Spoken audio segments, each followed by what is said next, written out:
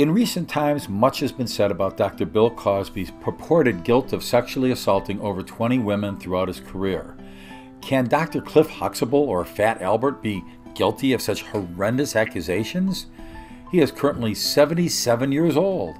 At his age, he should be experiencing the sexual accusations of 30 women? Can these accusations be true? Is Dr. Cosby a predator whom has preyed upon vulnerable victims?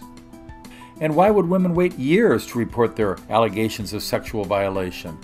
For answers to these and more questions, let's examine the personality of sexual predators in general and their victims.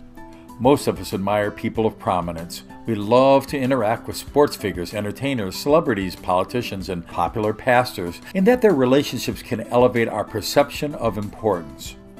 This inborn desire to become recognizable or significant helps us to become targets for sexual predators. Sexual predators are typically narcissistic and/or sociopathic individuals whose concerns are pleasing themselves at the expense of others. Women who desire acceptability by these predators earmark themselves for victimization. It's as if they painted giant bullseyes on themselves, with their behaviors viewed as a license to exploit. Having drinks, social dating, or developing friendships are misread. Narcissistic individuals don't possess empathy or the ability to see from the other person's perspective. They can't comprehend women's behaviors are not invitations to have sex with the narcissist. From their perspective, they think, after all, who wouldn't want to have sex with them? And simply put, a sociopath doesn't have a conscience. They perceive everyone as available for their sexual disposal. But as bizarre as it may seem, the perpetrators don't even comprehend that their behaviors are sexually assaulting. They can't fathom the fact that unwanted sexual conversations, kissing, grabbing, and touching are outright violations. They feel stalking their prey is not even predatory. Whether desired or not, they impose upon their prey their desires for oral, anal, or vaginal sex simply because of entitlement, because they are who they are, the entitled, not a predator. Should they encounter any resistance, they often offer drugs to their victim, knowingly or unknowingly, mental or emotional manipulation, or if necessary, even physical force to victimize their prey. Sadly, approximately 70% of sexual assaults and rapes are not even reported by women. Many women have self-esteem issues which prevent them from reporting.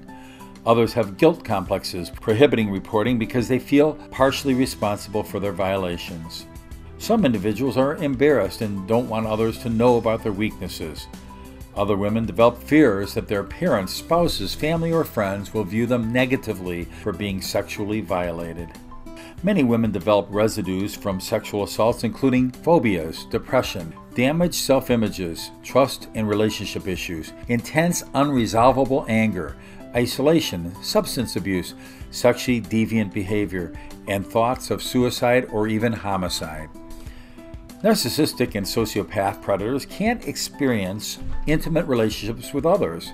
Their personality types will not permit them to enjoy long-term intimacy. Narcissistic individuals can fake intimacy for short periods of time. Over time, their true identity is made painfully clear to their victims. Women need to understand neither the narcissist nor the sociopath has the capacity to love others. Neither type has the capabilities to develop intimacy with God. The scripture, Romans 12, 1-2, is impossible for them.